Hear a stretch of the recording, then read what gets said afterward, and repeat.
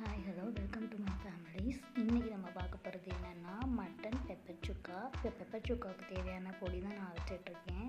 இதில் வந்து சோம்பு, சீரகம், மிளகு, பட்டை, கிராம்பு, ஸ்பைசஸ் எல்லாமே ஆட் பண்ணி நல்லா வறுத்துக்கோங்க. இந்த கட் பண்ணி வச்சுருக்கேன். இது கூட 2 வரமிளகாய் சேர்த்து, அதுக்கப்புறம் கொஞ்சம் மல்லி, இது எல்லாமே ஆட் பண்ணிவிட்டு அதை நல்லா வறுத்துக்கோங்க. அதுக்கப்புறம் பார்த்திங்கன்னா தேங்காய், இதையும் நல்லா வறுத்து எடுத்துக்கோங்க. தேங்காய் வந்து லைட்டாக ப்ரௌனிஷ் ஆகிற வரை வறுத்துக்கோங்க. அப்புறம் பார்த்திங்கன்னா இந்த பொடியை அரைச்சி எடுத்தாச்சு. இதை வந்து குறைப்பாக தான் அரைச்சி எடுக்கணும், நைஸாக அரைச்சி எடுக்கக்கூடாது. அப்புறம் பார்த்திங்கன்னா சட்டி நல்லா காஞ்சதுக்கப்புறமா அதில் எண்ணெய் விட்டுட்டு அதில் பார்த்திங்கன்னா கொஞ்சமாக கடுகு, அதுக்கப்புறம் பார்த்திங்கன்னா சோம்பு, அப்புறம் வெங்காயம், பச்சை மிளகாய், இது எல்லாமே ஆட் பண்ணி நல்லா வதக்கியாச்சு. வெங்காயம் நல்லா வதங்கினதுக்கப்புறமா இது கூட தக்காளி ஆட் பண்ணி தக்காளி நல்லா வதங்குற வரையும் வதக்கி எடுத்துக்கலாம். தக்காளி வதங்கிட்டுருக்கு.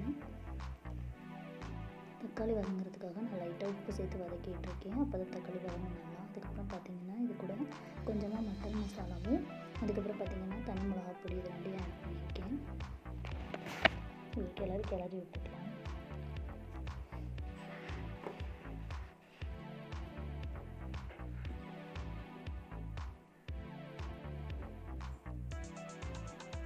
நல்லா எண்ணெய் பிரிஞ்சு வந்துருச்சு. இதுக்கப்புறம் பார்த்திங்கன்னா நம்ம வேக வச்சு மட்டனை வந்து இதில் ஆட் பண்ணிக்கலாம்.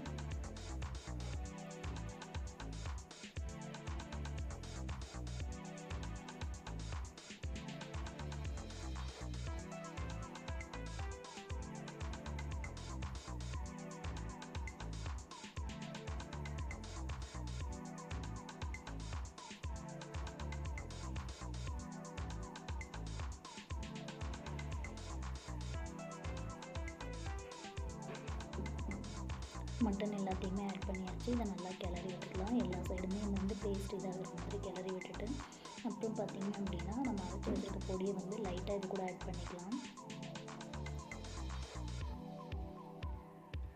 ஆட் பண்ணி ஒரு கிண்டி விட்டுட்டு லாஸ்ட்டாக இந்த தண்ணி எல்லாமே வற்றினதுக்கப்புறமா இது கெட்டியாக நல்லா கிரேவி மாதிரி ஆனதுக்கப்புறமா அந்த பொடி எல்லாத்தையும் ஃபைனல் டச்சுக்கு வந்து ஆட் பண்ணிட்டோம் அப்படின்னா நம்மளுக்கு தேவையான பெப்பர் சுக்கா ரெடி ஆகிடுச்சு. சூடான சுவையான மட்டன் பெப்பர் சுக்கா ரெடி. சாப்பிடலாம் வாங்க. Okay, thank you friends. நெக்ஸ்ட் வீடியோவில் பார்க்கலாம்.